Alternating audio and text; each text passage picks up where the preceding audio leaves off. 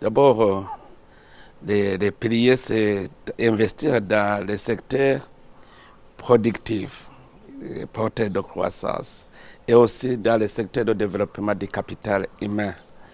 Nous voudrions maintenant entrer dans la croissance réelle du pays. Et la croissance vient du fait que les gens investissent dans ce secteur de production. Le Burundi est un pays très favorable à l'agriculture et à l'élevage. C'est un pays de destination touristique. C'est un pays qui regorge des ressources naturelles, un patrimoine culturel qui est favorable. Donc, nous pensons que celui qui va investir peut d'abord commencer par l'investissement dans l'agriculture et l'élevage, dans le secteur minier, dans le tourisme, dans les TIC, mais aussi dans le secteur financier. Pourquoi pas, effectivement, dans le développement du capital humain, parce qu'on aura besoin des ressources humaines efficaces et professionnelles. Donc, dans l'éducation, dans le domaine de la santé, tout cela sont des secteurs qui favorisent le développement du pays. Et le Burundi est comme un pays qui est vierge, donc où il y a beaucoup de secteurs dans lesquels on peut investir.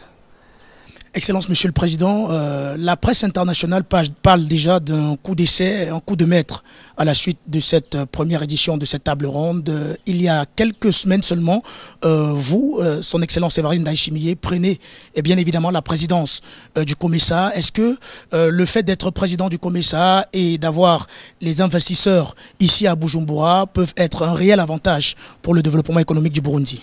Oui, d'abord, c'est la confiance que les pays de la zone COMESA ont placée au Burundi. C'est cela qui montre que le Burundi est un pays qui est de confiance. Et quand le pays est de confiance, c'est-à-dire que le pays devient le noyau central de commandement des activités de la zone COMESA. Le Burundi se réjouit de cette confiance et nous pensons que cela permettra à faire le Burundi une plaque tournante. C'est la présidence tournante, mais aussi ça permet au Burundi d'avoir la visibilité. Vous avez appris que nous avons libéralisé le visa. Le visa est gratuit pour les citoyens de la zone comme ça. Tout cela, c'est pour leur permettre d'explorer les potentialités du Burundi. Le Burundi appartient dans la communauté est-africaine, dans la communauté des États de l'Afrique centrale et aussi dans la zone de libre-échange continentale africaine.